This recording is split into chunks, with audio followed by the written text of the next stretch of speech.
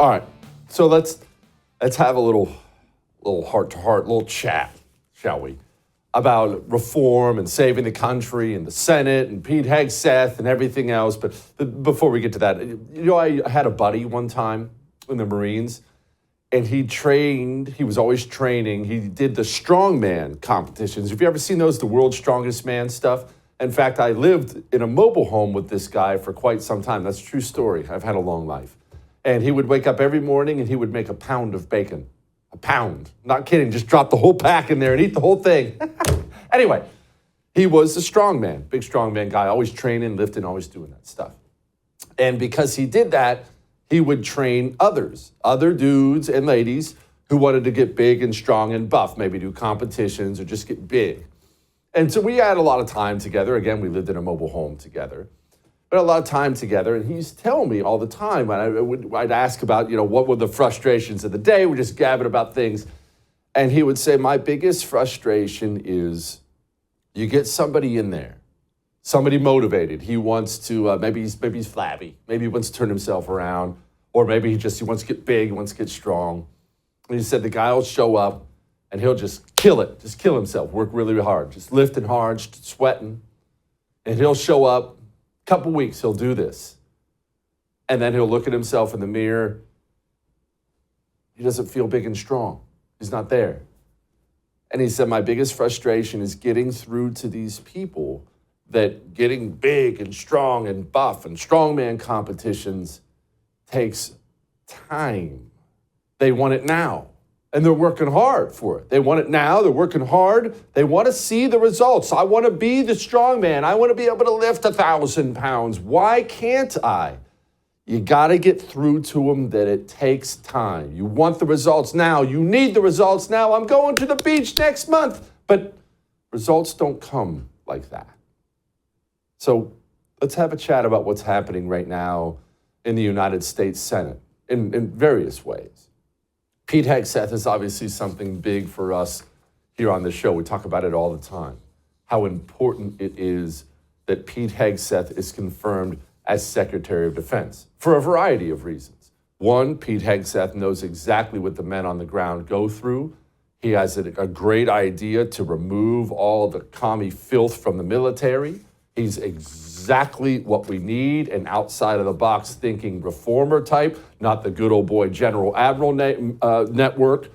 We know he's sharp. We know he can get the job done. We need to get Pete Hegseth through. You want him through. I want Pete Hegseth through. We're going to reform it. We're going to change things. But we have to understand something that sucks, but it's true. The old establishment GOP, specifically in the Senate, we'll talk about the Senate for now.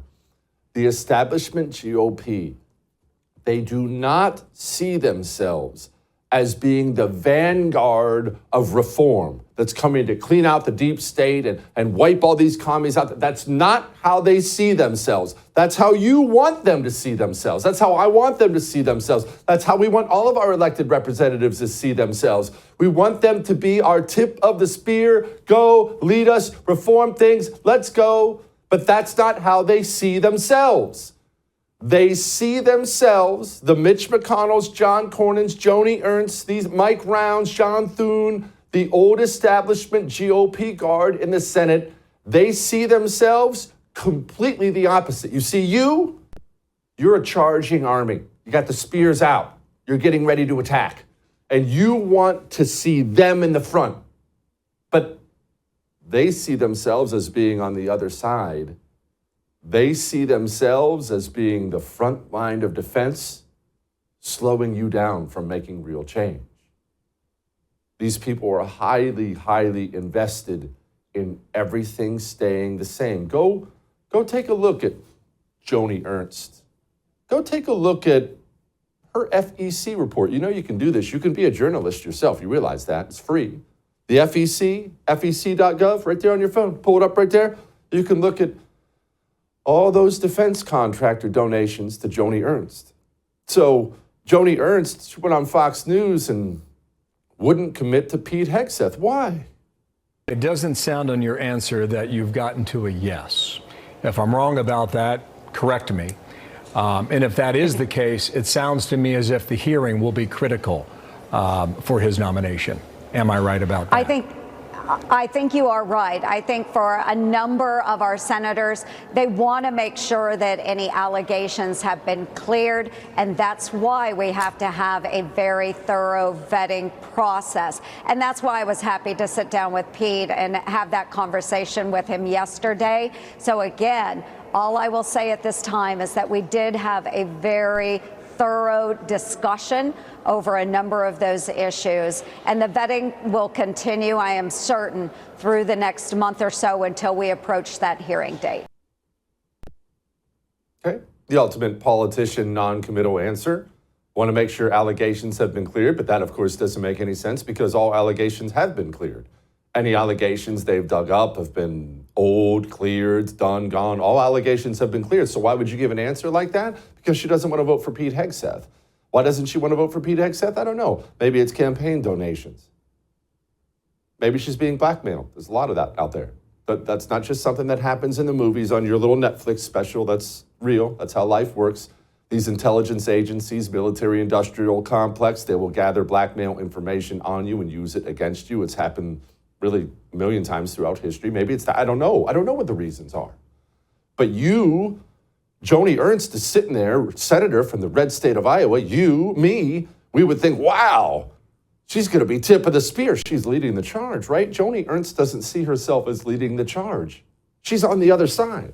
She sees herself, her role, as slowing the charge.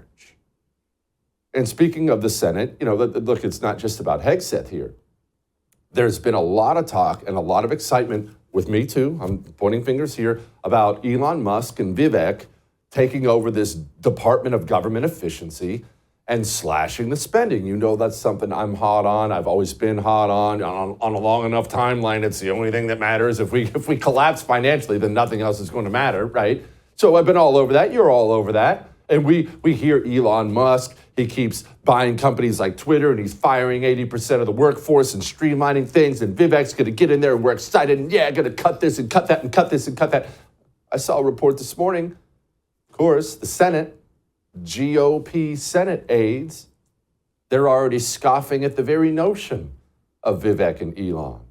These guys think it's going to be easy. Too bad we can't do this and we can't do that and we can't do this and we won't be allowed to do that and you're not going to do this and blah, blah, blah, blah, blah. Elon and Vivek are bouncing around Capitol Hill as we speak, meeting with all these people, trying to figure out how to get things done.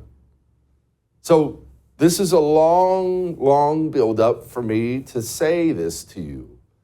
And it's going to sound discouraging, but it is not. So just stay with me. You're not going to get big from lifting weights for 2 weeks. We're not going to save the United States of America because the people rallied and rose up and elected Donald Trump as president of the United States of America. That was a critical battle to win, and I'm glad we won it. We did good. You did good. We all did good. We pitched in, we won, we told our friends we did good. It was an important battle, but it was one battle. There are so many more battles ahead of us we have to win, and there are so many important battles behind us that we lost that we are still paying for and will pay for quite some time. Part of the reason you're not getting big after 2 weeks of lifting heavy at the gym is you spent 35 years eating donuts all the time. And yes, I'm glad those decisions are being turned around, but you're still going to pay a penalty for that. We in the GOP are going to pay a penalty for quite some time for being negligent about our red state primaries. We have always lived in these safe red states. Those of us who do, maybe you don't. But if you live in Texas, you live in South Carolina, South Dakota, Iowa, any of these places, the animals aren't rampaging in the streets. Things are fairly clean. Your taxes are reasonable. And so we don't get motivated when it comes time to primary Joni Ernst. If we even show up, you probably voted for her. Well, I met her once and she was sweet and kind of pretty. We've lost 1,000 battles behind us, and now the chickens have come home to roost, and now we're all mad. They have to do. They don't. So what does that mean? That means we focus on more battles. We don't quit. Don't stop going to the gym. That means we need some scalps. We need to start taking some Senate scalps in the primaries. We do. And don't think, well, there's too many. Jesse, there's 10, 15 rhinos. Take one. Take one scalp. Take out one of these GOP establishment types, one in a red state primary, and see what happens to the rest of them. These people are constantly spitting in our faces and disrespecting us because we haven't earned their respect. What do I mean by that? They're used to doing things we hate, and then once every 6 years, they spend $50 million, run some ads on television about how tough they are on the border. And I love guns. And they know the GOP primary voter will be too stupid and lazy to go vote them out.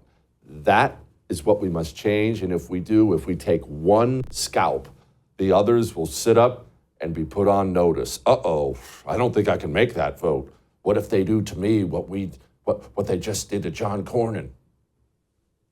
One scalp. Let's go get one. All that may have made you uncomfortable, but I am right.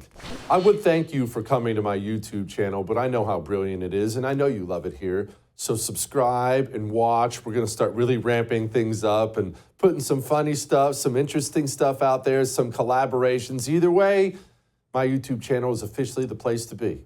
So stick around.